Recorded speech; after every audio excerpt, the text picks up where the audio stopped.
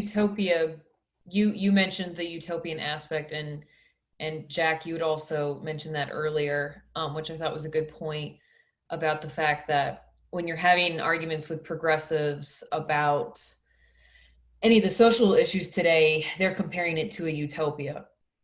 And I think that utopia aspect is really important to understand because what we need to understand about communism historically is when it came about in popularity and why it came about in popularity.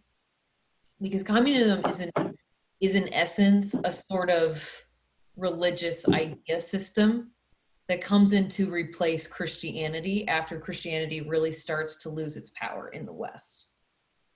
The West really goes through this huge fundamental ideological shift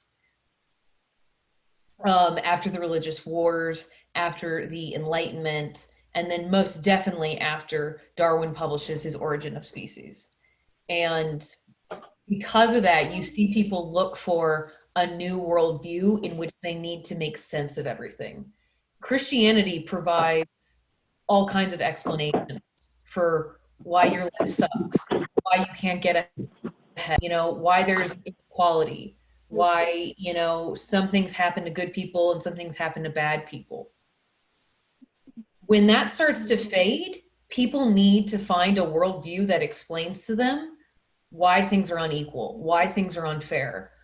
Why am I poor even though I'm working 7 days a week in a factory, right? 12-hour days, right? Why do I not have as much money as my boss? Communism comes in and provides a system and a whole framework out of which you can then understand the world around you. So I think that's the appeal that people are looking.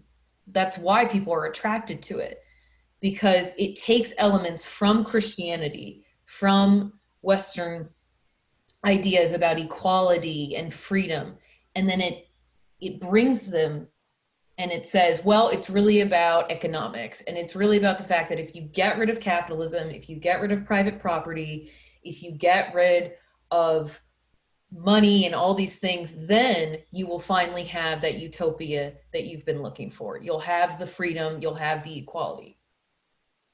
I mean, obviously we know now from the last 150 years, it's bullshit, because of the human nature aspect, right? I mean, that doesn't work.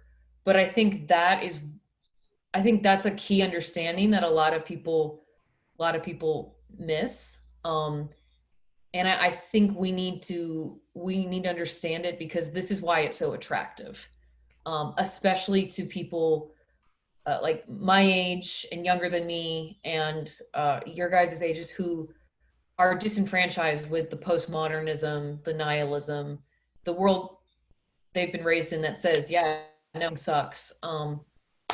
There's nothing you can put your faith in. There's nothing you can put your beliefs in. Communism is then a great religious ideology that can provide that framework.